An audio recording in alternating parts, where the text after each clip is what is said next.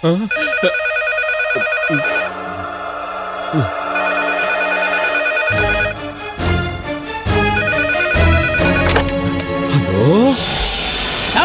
బండ్రెడ్డి, పక్కనుండి మాట్లాడుతుంటాను. ఎట్టా ఉండవు? ఏంది పక్కన నాకు ఈ గతి?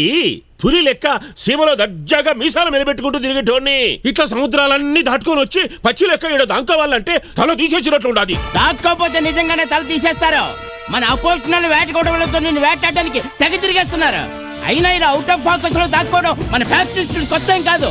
నరసింహానాయుడు నుండి సమరసింహారెడ్డి దాకా, ఇంద్రసేనారెడ్డి నుండి ఆదికేశ్వరరెడ్డి దాకా ఇది కామనే. ఈడ ఉండలేకపోతానన్నా మన ఊరు వచ్చేస్తా. నీ సీమ భక్తి పాడుగాను. సీమ భక్తే పాటిమన్నా అంటే మన వాళ్ళు అందరూ ఉంటారు, ధైర్యం ఉంటాది. ఈడ ఒక్కడిని ఉండలేక భయంతో ఒడుకుబుట్టి సస్సాండా. బండరెడ్డి,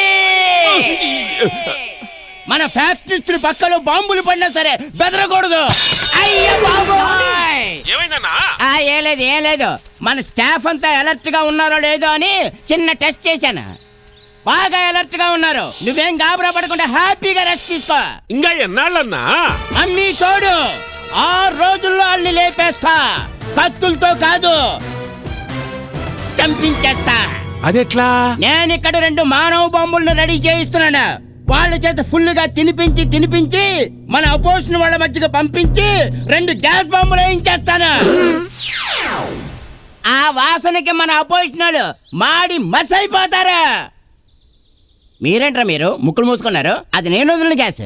గ్యాస్ ఎవరిదైనా కంపు కామనే కదన్నా. రైటే అన్నట్టు తమ్ముడు, వాళ్ళు ఎక్కడికి వచ్చినా రావచ్చు. ఎవరిని నమ్మొద్దు. అందరినీ ఒక కంట కనిపెట్టుండు. జాగ్రత్త.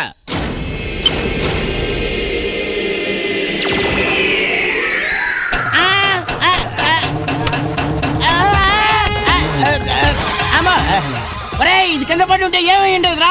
పేలిపోయి ఉండేదన్నా. ఇది పేలడం కాదు, మనం పేలిపోయేవాళ్ళం.